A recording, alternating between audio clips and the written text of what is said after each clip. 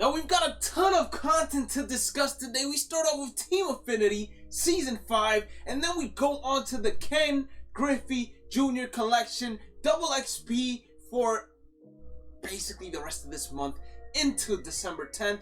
And then last but not least, we got some jumpstart packs. If anyone's new to MLB The Show, about to start, a stub sale is going on, and then not updated yet is the schedule, but hopefully by the time this video is ending, we get to go ahead and check it out. So the first thing we're gonna do is we're gonna jump right into the collections, and we're gonna see exactly how these big boys look, and we're gonna see everything that you need in order to get yourself that Ken Griffey Jr. So we go straight into collections. It's gonna be Ken Griffey Jr. There is a 2021 Finest collection as well, where you get some vouchers that are gonna go a long way when it comes to going ahead and getting Ken Griffey Jr. So make sure you go ahead and do that. But we have Jimmie Foxx as the 8 voucher collection reward, and this card right here, when I tell you that this card is going to be used as a catcher by a lot of people, it is going to be used as a catcher by a lot of people, because 124, 125, 122, 119, you super factor that, max contact with just one parallel one,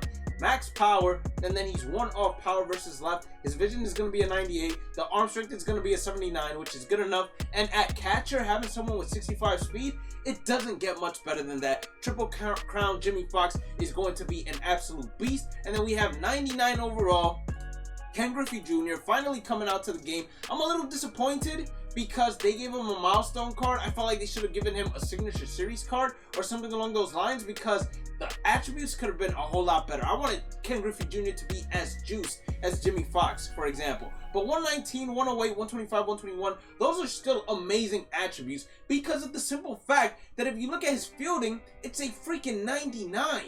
And then his reaction, I'm covering it, but if I go ahead and really quickly just take off my camera, it's 99 reaction.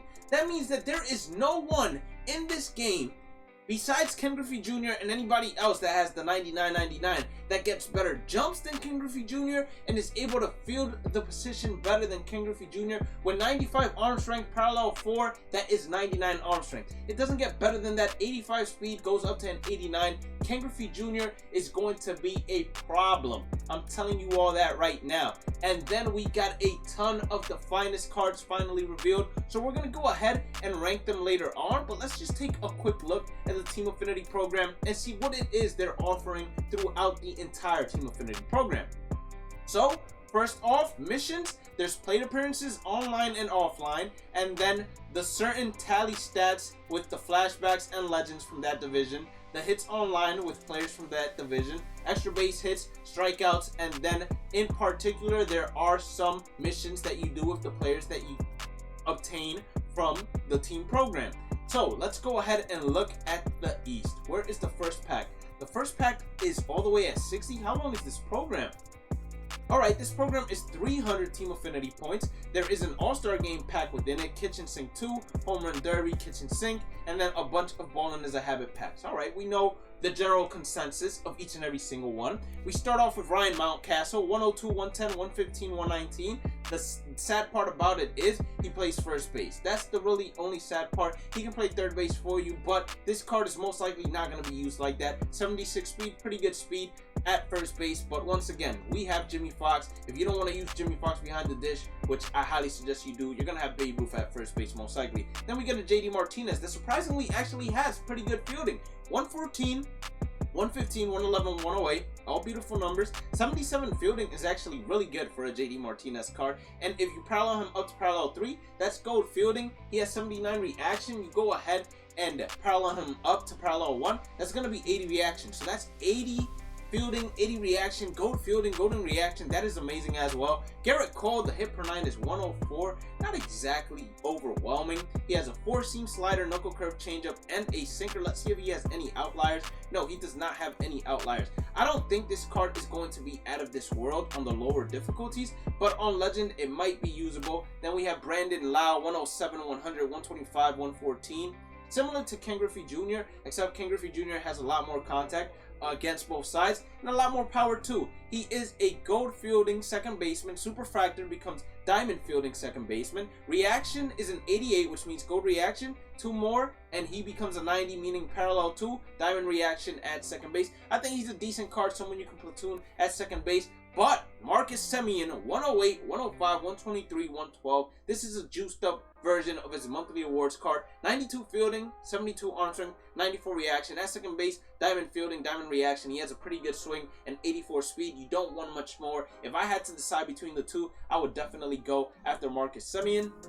Then we go on to the AL Central. And what do we have in the AL Central for us? We have ourselves Emmanuel Clase. Oh baby, this card is gonna be disgusting, right? Because it's like Rob Dibble, but it probably has a lot more break than Rob Dibble. Like, let's go into the break.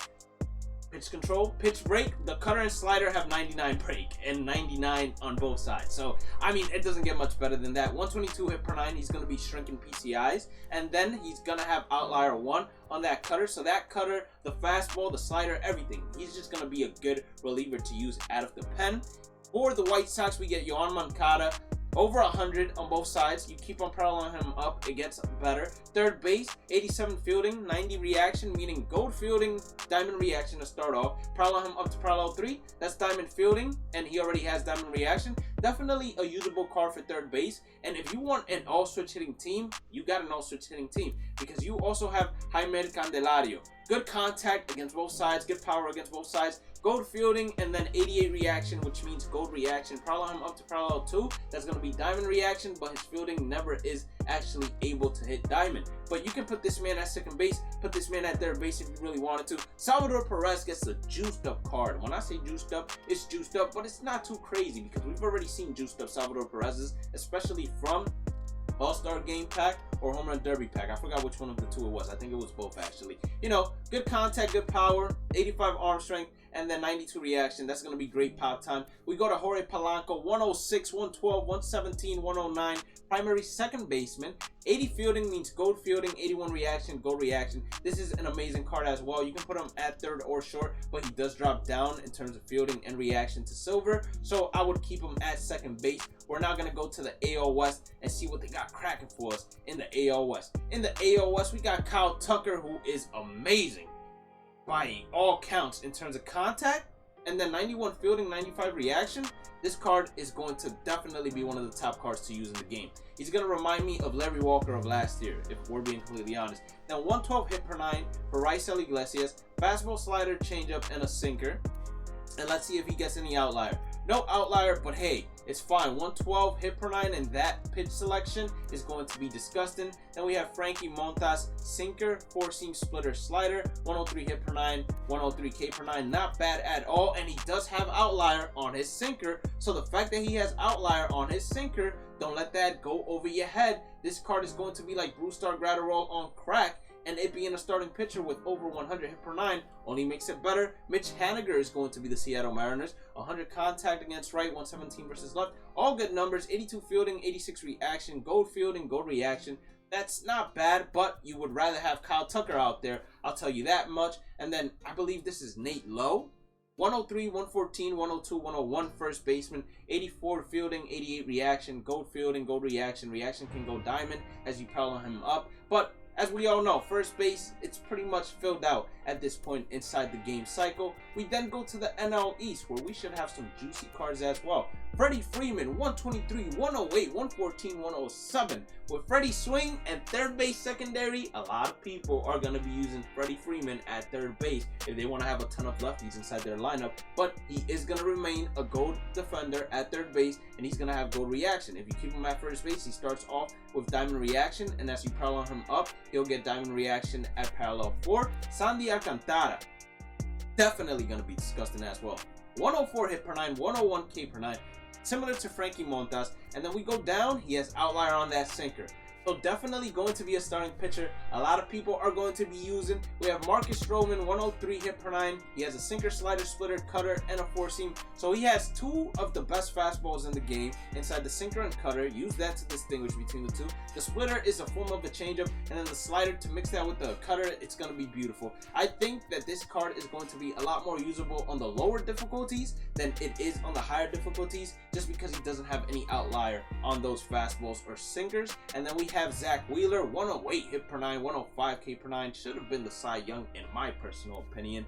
Amazing arsenal, and he has outlier too. So he has outlier on the sinker, not outlier on the fastball. And then last but not least, Barry Bonds Jr. has arrived as we get ourselves Juan Soto, 125, 115, 117, 111, 88 fielding with 93 reaction. That means diamond reaction. Parallel 2, he gets diamond fielding as well.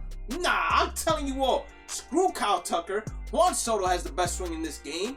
Get Juan Soto out there. He's going to be one of the best defensive players. And if you play at Ship It, that makes it even better because he has a whole wall to basically protect them. We go to the NL Central real quick as well. NL Central, we have Patrick Wisdom, third baseman, 100, 104, 125, 125. So the power is amazing. Fielding, reaction, both at diamond are both amazing as well. He can also play the outfield, but at third base, we have already seen plenty of third base candidates that are a whole lot better. Jonathan India, good contact, good power. Fielding, reaction, both at gold, 82 speed. I'd rather have Jorge Polanco out there or one of those guys that can play it as a secondary. And then Corbin Burns, who was a monster previously, gets 114 hit per 9. The card is going to be disgusting just off of that, and then he gets outlier on the sinker. So cutter, sinker, curveball, changeup, slider. Definitely one of the best cards here. And then I'm so excited to see my baby Bryan Reynolds, one of the best players in this game, one of the best swings in this game. Center field, 116, 123, 109, 103. 97 fielding is so clutch for him because that means you can put him in either left or right field, and he's still gonna have diamond fielding, and he has 99 reaction, so that means you can put him in either left or right field, and he will still have diamond reaction. So he's gonna be one of the best defensive players out there. You can make an all-switch hitting god squad right now. Paul Goldschmidt, 109, 125, 106, 117. Gold fielding, diamond reaction, can only play first base. If anything, probably a bench bat, but to be honest, there are plenty of players that fit that category as well, but he's probably one of the best ones against lefties. And then in the NL West, Ketel Marte, 112, 125, 100, 124, primary center fielder. He has 87 fielding at center field, meaning he has gold fielding, 90 reaction, meaning diamond reaction, but he can play second, short, left, and right field. If you put him at second or short, he still has gold fielding, but he drops down from diamond reaction to gold fielding. Amazing card, great contact, and great power numbers. So you're going to be happy with him. CJ Cron, 107, 121, 116, 115, 80 fielding, 86 reaction. Can play a little bit of the outfield, but with the speed, you probably don't want him there. Can only play first base. We've seen a ton of first basemen. Max Muncy has secondaries of second and third base.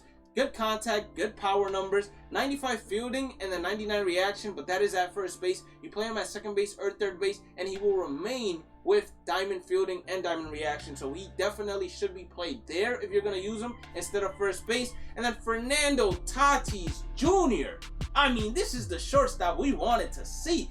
Outfield secondaries, infield secondaries, 110, 116, 125 against both sides, 95 fielding. No matter where you put him at, he's going to have diamond fielding and diamond reaction and 95 speed. It doesn't get better than that. And then last but not least, Brandon Crawford, 123, 105, 110, 108. Beautiful card as well. 99 fielding, 99 reaction. The best defensive shortstop probably in the game. And then, second to Tatis, because Tatis has a better arm than him.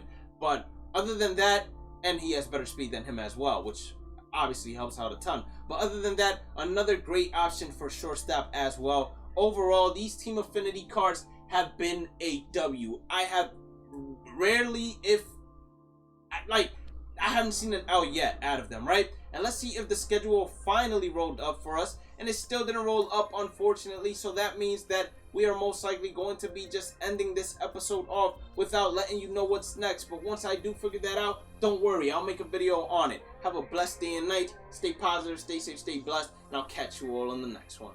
Peace out.